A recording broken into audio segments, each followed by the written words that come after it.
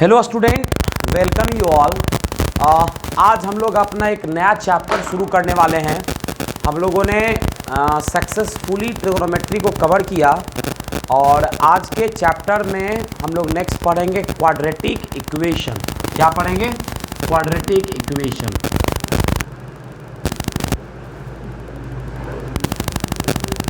Quadratic equation.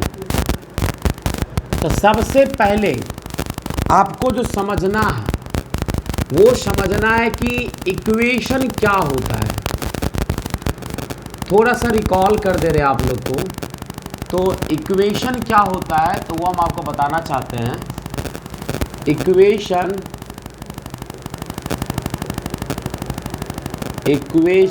Is an equality. Equation is an equality of two algebraic expression. Two algebraic expression. Equation is an equality of two algebraic expression. समझ में आया? जैसे यहाँ पर आप बोलते हो 3x + 7 = 0, तो यह भी अलजेब्रिक एक्सप्रेशन है और यह भी अलजेब्रिक एक्सप्रेशन है। दोनों इक्वलिटी को होल्ड किया तो क्या बना? यह बना आपका लीनियर इक्वेशन। ठीक है ना?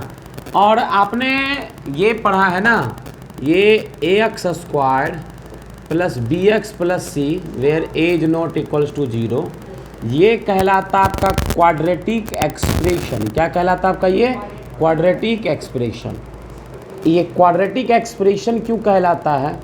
क्योंकि यहाँ पर अगर आप देख रहे हैं, इसका जो हाईएस्ट पावर जो आप देख रहे हैं, हाईएस्ट पावर इसका क्या है? 2 है। और हाईएस्ट पावर 2 होने के वजह से ये क्या है बच्चा आपका? ये आपका क्वाड्रेटिक इक्वेशन क्या है? Sorry, quadratic expression. और जब यही क्वाड्रेटिक एक्सप्रेशन इक्वलिटी को होल्ड करता है तो क्या बन जाता है? Quadratic equation. क्या बन जाता है? Quadratic equation. मतलब अगर ऐसा इसको लिख दें, ax² + bx + c = 0 where a is not equal to 0, तो ये क्या बन जाएगा? ये बन जाएगा आपका क्वाड्रेटिक इक्वेशन। क्या बन जाएगा आपका? Quadratic equation. समझा? और ये जो देख रहे हैं ना, ये इसका जनरल फॉर्म है। क्या आपका ये है? जनरल फॉर्म है। General form of quadratic equation. ये क्वाड्रेटिक इक्वेशन का जनरल फॉर्म है। समझ में आया? कोई दिक्कत इसमें नहीं ना बच्चा? चलो, तो अगर कोई डेफिनेशन पूछ दिया कि डेफिनेशन इसका क्या होगा, तो आप क्या बताने का काम करिएगा? आप उसको बताइएगा कि टाइप थोड़ा सही से लिख दे भाई, टाइप हमारा गड़बड़ हो गया। Type of ax² + bx + c = 0 where a is not equals to 0, है ना? लिख देते हैं where a is not equals to 0, a b c belongs to real number.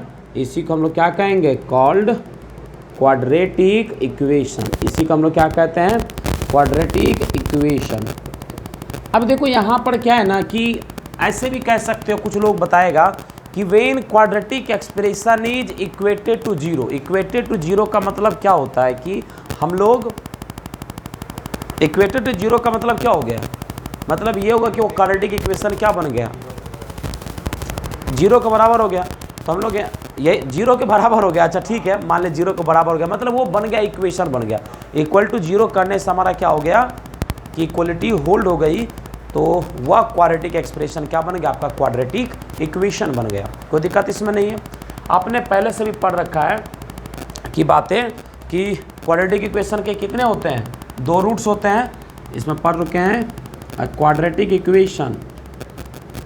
A quadratic equation has 2 roots. कितने रूट्स होंगे बच्चे? 2 रूट्स होंगे। और ये क्या हो सकते हैं? रियल और इमेजिनरी। ये कोई कुछ भी हो सकते हैं, ये रियल भी हो सकते हैं और इमेजिनरी भी हो सकते हैं। कोई दिक्कत इसमें नहीं ना? तो आपने क्या सीखा? क्वाड्रेटिक इक्वेशन क्या होता है? तो क्या सीखा उसमें कि ax² + bx + c = 0 टाइप का जो इक्वेशन होगा, वो क्वाड्रेटिक इक्वेशन होगा, और क्वाड्रेटिक इक्वेशन का क्या होगा, 2 रूट होगा, ठीक है ना। अगर a x square plus B x plus c equality को होल्ड अगर नहीं कर रहा है तो क्या आपका वो क्वाड्रेटिक एक्सप्रेशन है, क्या आपका वो क्वाड्रेटिक एक्सप्रेशन है। कोई दिक्कत इसमें नहीं ना, पक्का। चलिए लिखिए,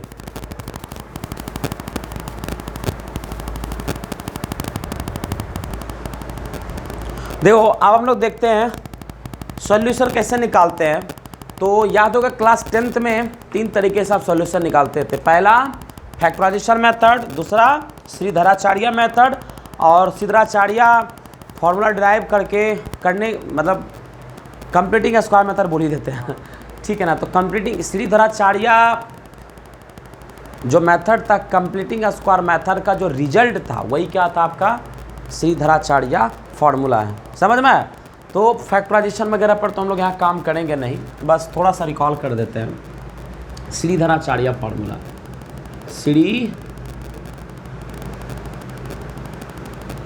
श्रीधराचार्य फॉर्मूला सॉल्यूशन निकालने का। तो कंसीडर करिए, कंसीडर इक्वेशन, इक्वेशन क्या है आपका, P X equal to A x square plus B x plus C equal to 0 where A is not equals to 0। तो मेथड निकालने के लिए क्या करते थे 10th में, पहले सी को उधर भेज देते थे, तो a x square plus B x equal to क्या मिलेगा आपका माइनस सी बाई ए। फिर क्या करते थे, एक्स स्क्वायर के कोएफिशिएंट को 1 बनाते थे, उसके लिए 2 से ए से दोनों साइड डिवाइड करते थे, सॉरी ए यहाँ भी नहीं होगा, तो क्या निकल जाएगा आपका x square plus B by a x equal to minus c by a, ठीक है। करते थे नहीं करते थे। फिर इसको ए प्लस बी का होल स्क्वायर बनाते थे कि नहीं, तो क्या हो गया देखो, ए स्क्वायर प्लस 2ax, तब बी क्या होगा देखो, 2 से मल्टीप्लाई किए हो तो x के कोएफिशिएंट में क्या करो, 2 से फिर डिवाइड भी करोगे, तो b बाय में 2 से डिवाइड करोगे तो क्या मिल जाएगा आपको, b बाय 2a। समझ यहाँ नहीं आया तुरंत रुक करके पूछ लेना है, समझ में आया। तो a स्क्वायर प्लस 2ab तो आ गया आपका प्लस बी स्क्वायर, तो b बाय 2a का होल स्क्वायर। अब अपने मन से b बाय 2a का स्क्वायर जोड़ो, क्योंकि जो जिस टर्म को आप एक्सप्लेन करो उसमें b बाय 2a का होल स्क्वायर नहीं है, तो क्या करना पड़ेगा, अपने मन से b बाय 2a का होल स्क्वायर को घटाना भी पड़ेगा, equal to minus c by a. कोई दिक्कत इसमें।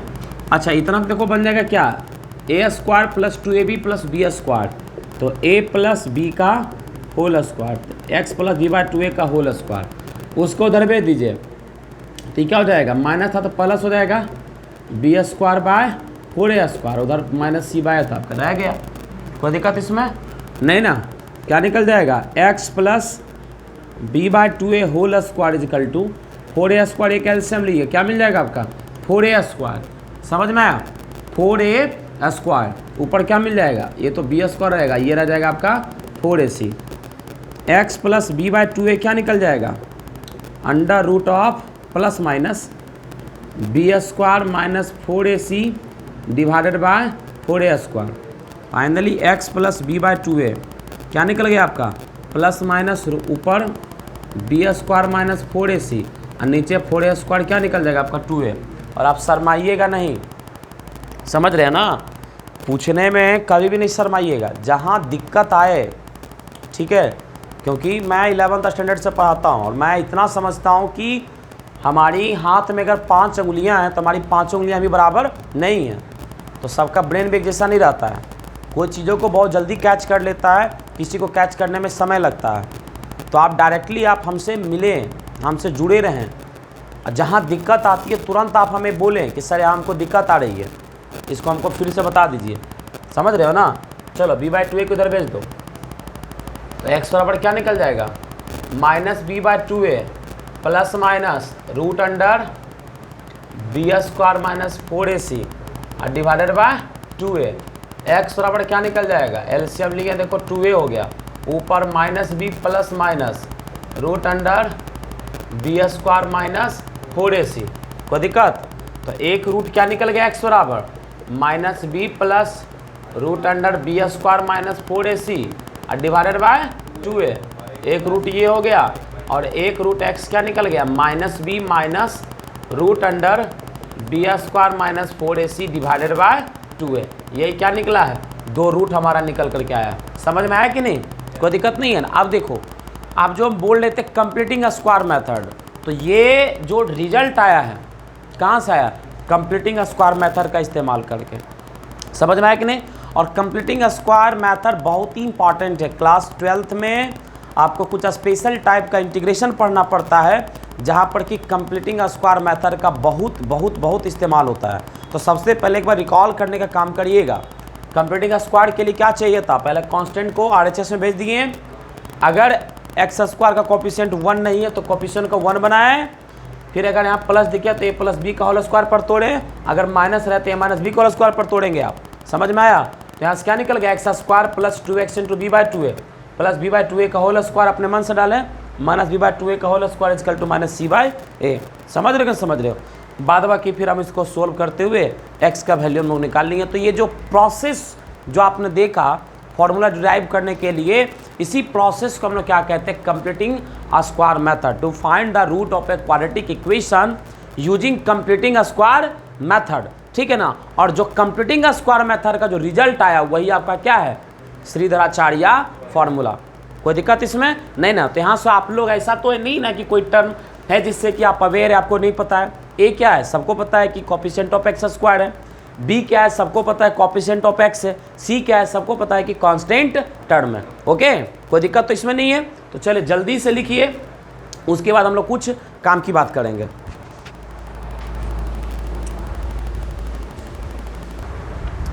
तो बच्चों, आप लोग उम्मीद करते हैं कि लिख लिए होंगे। इसके बाद हम कुछ यहाँ से इम्पॉर्टेंट पॉइंट्स की बात करेंगे, ठीक है, जिसको कि आप देखिएगा।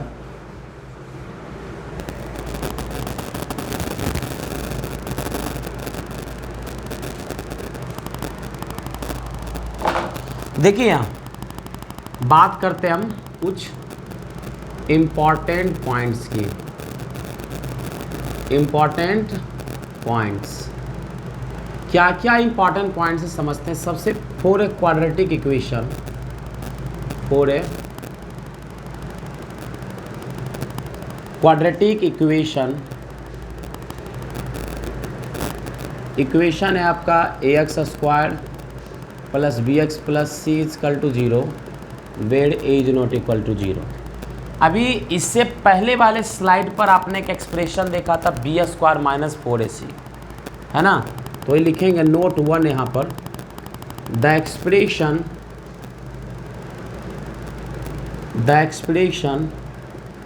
B square minus 4ac is called, क्या कहते हैं इसको हम लोग,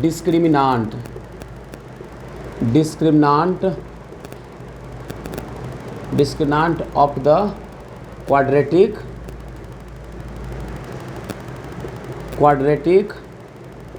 equation and denoted as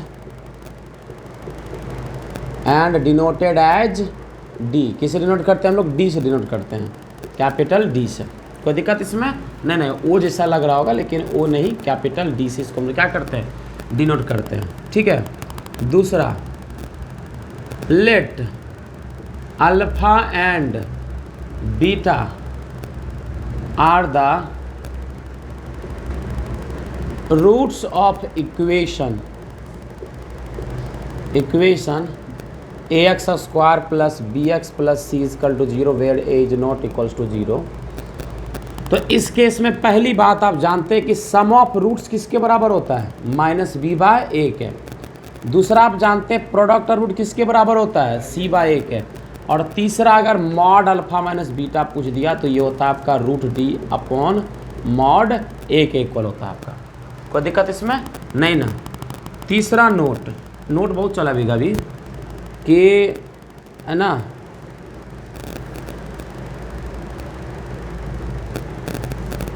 late alpha and beta are the roots of equation, then equation is equation क्या होगा, अगर रूट पता है तो इक्वेशन क्या होगा, तो आपको पता होना चाहिए क्या होगा, X square minus alpha plus beta X plus alpha into beta. मतलब क्या हुआ, X square minus equal to 0 sum of zeros, है ना, सम ऑफ जीरोज, है ना, और प्लस क्या मिल गया आपका, alpha into beta product of zeros. कोई दिक्कत इसमें नहीं ना, कोई दिक्कत इसमें, पक्का। चलो लिखो,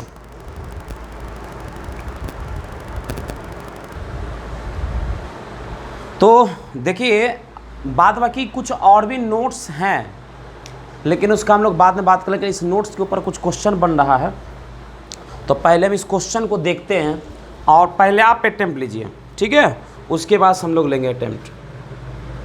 वो क्वेश्चन देखिए कुछ ये है, let alpha and beta are the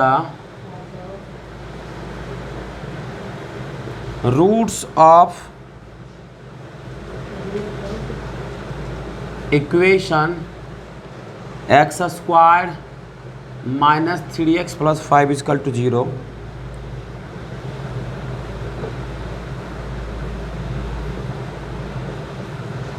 Then the equation whose roots are alpha square minus 3 alpha plus 7 and beta square minus 3 beta plus 7 each. ठीक है, चलिए ये क्वेश्चन को आप जल्दी से अटेम्प्ट लीजिए, ठीक है, जल्दी से आप अटेम्प्ट लीजिए। देखिए बच्चूलाल क्या क्वेश्चन था, अल्फा और बीटा इस इक्वेशन का रूट था, तो आप एक ऐसा इक्वेशन निकाले जिसका root alpha square minus 3 alpha plus 7 हो और beta square minus 3 beta plus 7 हो।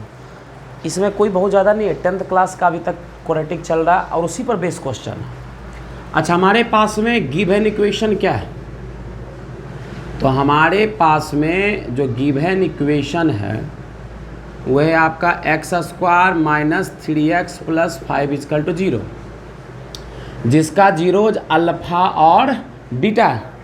ठीक है, तो इसका मतलब क्या, अल्फा इसको सेटिस्फाई करेगा, तो alpha square minus 3 alpha plus 5 equal to 0। यहाँ देखो अल्फा स्क्वायर माइनस 3 अल्फा, यहाँ भी देखो alpha square minus 3 alpha, value निकाल के रख दो, यहाँ से क्या निकल जाएगा, alpha square minus 3 alpha is equals to क्या निकल गया आपका, माइनस 5 निकल जाएगा। सिमिलरली बीटा भी इसका रूट है, तो क्या निकल जाएगा आपका, beta square minus 3 beta plus 5 equal to 0। Again देखो बीटा स्क्वायर माइनस 3 बीटा, तो क्या निकल जाएगा, beta square minus 3 beta equal to value क्या निकल जाएगा, 5, सॉरी माइनस का 5। पुटिंग इन किस में रखो, alpha square minus 3 alpha plus 7 and beta square minus 3 beta plus 7 में रख दो। यहाँ रखोगे तो क्या मिलेगा वैल्यू, -5 प्लस 7 एक रूट मिलेगा और दूसरा क्या मिलेगा, -5 प्लस 7, रूट क्या मिल गया 2 एंड 2, तो ये हो गया आपका अल्फा और ये क्या हो गया आपका बीटा।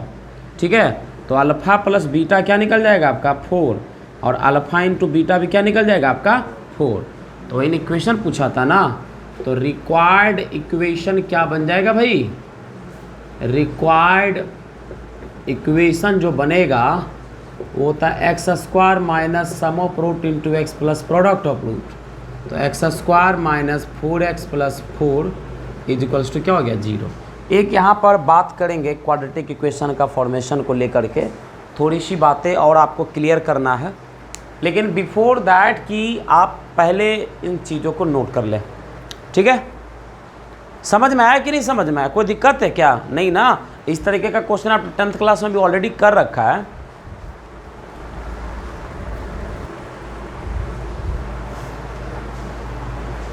तो बच्चे उम्मीद करते हैं कि आप लोग इस चीज़ को लिख लिए होंगे। ठीक है, अब हम लोग यहाँ से स्टार्ट करते हैं अपना next question.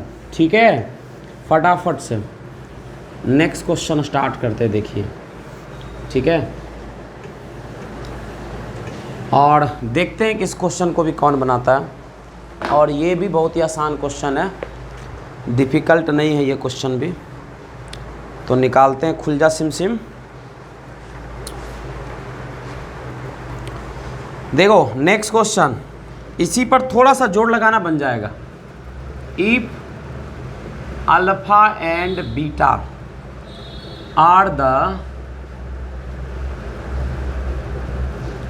Roots of ax squared plus bx plus c equal to 0,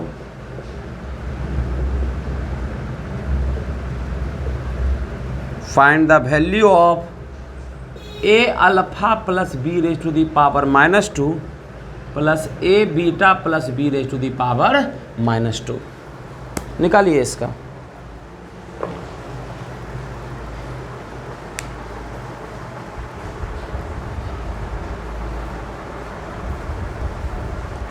देखिए बच्चे यहाँ ध्यान देना, आपको कह रहा है कि अल्फ़ा बीटा रूट है इस इक्वेशन का।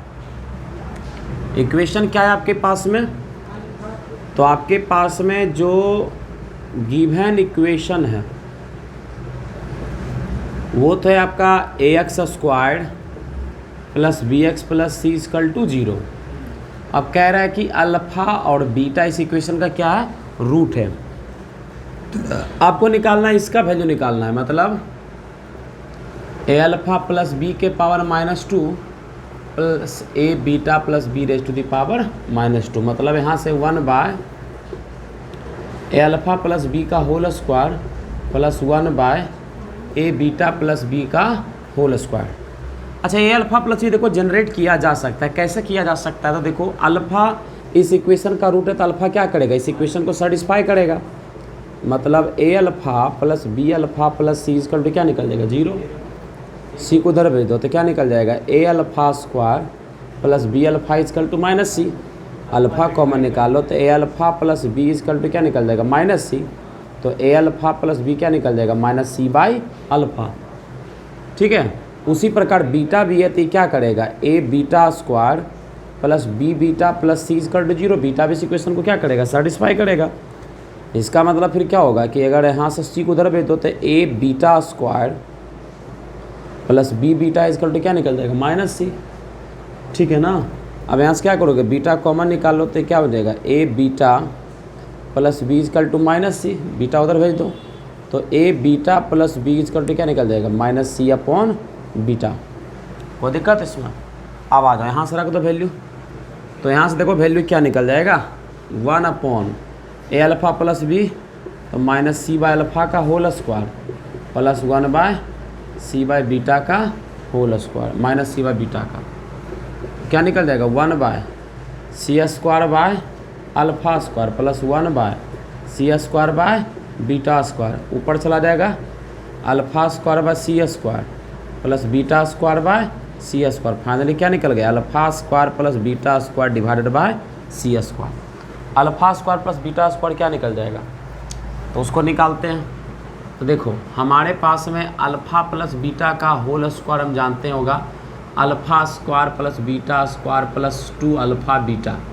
हमको इसका वैल्यू चाहिए तो निकल जाएगा क्या? अल्फ़ा प्लस बीटा का whole square -2 alpha beta equal to ही निकल जाएगा alpha square plus beta square. अच्छा, अल्फ़ा प्लस बीटा तो यहाँ से निकालेंगे तो क्या निकल जाएगा आपका? -b बाय का whole square -2 into alpha beta क्या हो जाएगा आपका? c बाय ये हो जाएगा आपका alpha square plus beta square. ये क्या निकल जाएगा? B square by A square -2c by A equal to alpha square plus beta square. रख दो यहाँ पर, क्या मिल जाएगा? ये alpha square plus beta square निकल गया B square by A square -2c by divided by कितना? c square. ऊपर एलसीएम ले लिया तो ए स्क्वायर निकला B square -2ac divided by c square. तो क्या निकल जाएगा? B square -2ac। यहाँ देखो नीचे 1 है तो ये 1 ऊपर चला जाएगा, c स्क्वायर इसके साथ मल्टीप्लाई हो जाएगा तो c square into A square. ये क्या हो गया? आंसर हो गया आपका। समझा अंकित? एक और बार समझा? देखो आपका दे रखा था कि ये इक्वेशन का रूट अल्फ़ा बीटा है तो इसका वैल्यू निकालिए। ठीक है, तो अल्फ़ा बीटा इस इक्वेशन का रूट था, तो अल्फ़ा बीटा क्या करेगा, इस इक्वेशन को सेटिस्फाई करेगा। तो अल्फ़ा एक्स को सेटिस्फाई करने का मतलब हुआ कि एक्स को अल्फ़ा से हम रिप्लेस करेंगे। तो एक्स को अल्फ़ा से रिप्लेस किया तो हमारा मिला a alpha square plus b alpha plus c equals to 0। यहाँ से a alpha square plus b alpha क्या निकल गया, माइनस सी, उस RHS में दिए। अल्फ़ा कॉमन निकाले, चूँकि मुझे ए अल्फ़ा प्लस बी का वैल्यू चाहिए तो इसलिए अल्फ़ा यहाँ से हम कॉमन निकाले हैं। तो बच्चा हमारा a alpha plus b equal to minus c, a alpha plus b क्या निकल गया, माइनस सी अपॉन अल्फ़ा। ठीक है, उसी प्रकार a beta square plus b beta plus C equal to आपका क्या दे रखा है, 0। यहाँ से सी को उधर भेज दे तो a beta square plus b beta क्या निकल गया आपका, माइनस सी। बीटा कॉमन निकाले तो a beta plus b equal to क्या निकल गया, माइनस सी। तो ए बीटा प्लस बी क्या निकल जाएगा आपका, माइनस सी बाय बी। कोई दिक्कत इसमें नहीं ना। तो देखो आ गया, इसी का वैल्यू चाहिए था मुझे, मकसद इसका वैल्यू हमें निकालना था, इसका वैल्यू हमें निकालना था। इसको इस फॉर्म में हमने लिखा। ठीक है, अब यहाँ रख दिए a alpha plus b minus C by alpha से रिप्लेस कर दिए। तो अल्फ़ा प्लस बी का होल स्क्वायर था तो माइनस सी बाय अल्फ़ा का होल स्क्वायर, उसी प्रकार होना माइनस सी बाय बीटा का होल स्क्वायर, 1 बाय ऊपर का स्क्वायर नीचे का स्क्वायर हो जाएगा। तो c square by alpha square plus 1 by C square by beta square. अब ये होता है ना 1 अपॉन ए बाय बी है, इसको लिखता है ना 1 divided by a by b, 1 into b by a. अरे होता है कि नहीं होता है, मतलब क्या निकल गया, बी बाय ए हो गया। वहीं से आपका हुआ alpha square by C square plus beta square by C square. Like fraction था, एलसीएम क्या हो गया, सी स्क्वायर ऊपर हो गया alpha square plus beta square. अब alpha square plus beta square चाहिए, तो हमारे पास में एक आइडेंटिटी हमको पता है कि अल्फ़ा प्लस बीटा का होल स्क्वायर होता है alpha square plus beta square plus 2 alpha beta.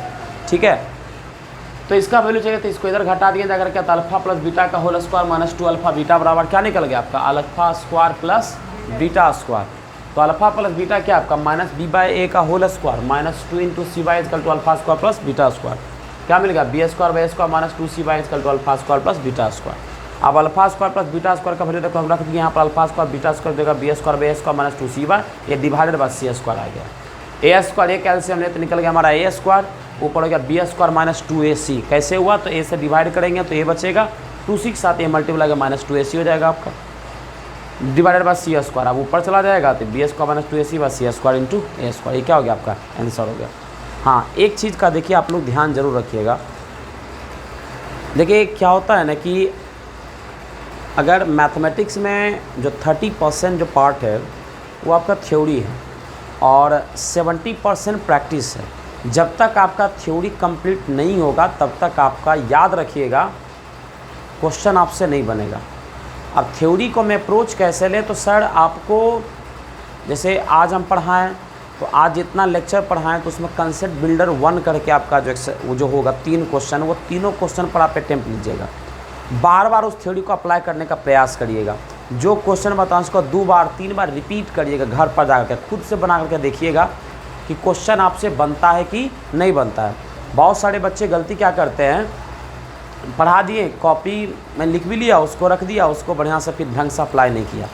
आज आपको पढ़ाए हैं तो आज जाइए घर पर जाने के बाद आप देखिए एक बार, आज के आज ही देखिए कि अच्छा क्या पढ़ाई हुई थी, है ना, और उसको रिवीजन करिए। रिवीजन करने का यह मतलब नहीं होता है कि आप पन्ना पलट दिए और आपका रिवीजन हो गया। रिवीजन का मतलब होता है कि आप, ठीक है, आप जो चीज़ को समझें उस चीज़ को कॉपी में लिखिए। अगर आप उसको कॉपी में लिख पा रहे हैं तो इसका मतलब है कि आपका रिवीजन हुआ है। आप अगर उसको लिख नहीं पा रहे हैं तो इसका मतलब कि आप रिवीजन नहीं कर पा रहे हो। जो कुछ भी आप समझते हो उसको लिखिए, समझें, पहले उसको लिखिए।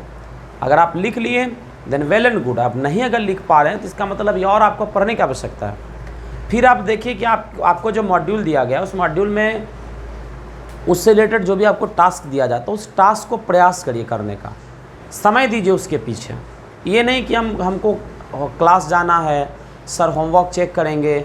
एक डिसिप्लिन मेंटेन करिए अपने लाइफ के अंदर, क्योंकि चाहे वो बोर्ड्स एग्जामिनेशन हो, चाहे वो आपका जेई हो या कोई भी कॉम्पिटिटिव एग्जामिनेशन का प्रिपरेशन करते हैं, तो जब तक डिसिप्लिन नहीं रहेगा आपके लाइफ के अंदर तब तक आप अचीव नहीं कर सकते किसी चीज़ को। जैसे हम ही पढ़ाते हैं तो हम सिलेबस को टाइम से ख़त्म कर देते हैं। कैसे टाइम से ख़त्म करते? एक डिसिप्लिन वे में क्लास चलता है।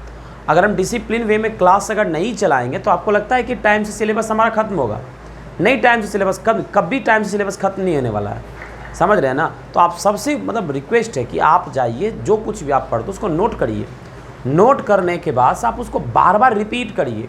आप उसको मतलब ये इतना याद रखिए कि सर ने जितना पढ़ाया है वो सारा कंटेंट मेरे कॉपी में तो रहे ही रहे, लेकिन साथ साथ मेरे ब्रेन में रहे। कॉपी में इसलिए रहे कि कभी अगर मेरा ब्रेन से कोई चीज़ अगर मिस हो गया तो हम बाद में फिर कॉपी देखकर उसको हम रिकॉल कर सकते हैं।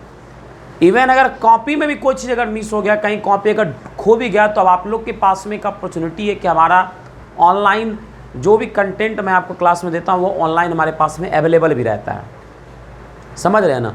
तो उस कंटेंट को आप जा कर के वहाँ से क्या कर सकते हैं, देख सकते हैं, चीज़ों को आप समझ सकते हैं, टॉपिक्स को आप समझ सकते हैं, समझ नहीं समझ रहे हैं। तो थोड़ा सा आपको इसके ऊपर ध्यान देना पड़ेगा, आप इसके ऊपर ध्यान दीजिएगा और रोज़ अभ्यास करिएगा। रेगुलर आपको कम से कम 2.5 घंटे मैथमेटिक्स को देना है, 1.5 घंटा समय दीजिए प्रॉब्लम प्रैक्टिस के ऊपर, 1 घंटा रिवीजन जो है आपका पिछला, ठीक है ना, और जो पढ़ा तो सबके ऊपर दिया, लेकिन 1.5 से 2 घंटे रोज़ प्रॉब्लम को प्रैक्टिस करिए, ठीक है ना। जितना प्रॉब्लम प्रैक्टिस करेंगे उतना ज़्यादा कंसेप्ट क्लियर होगा, समझ रहे हो ना।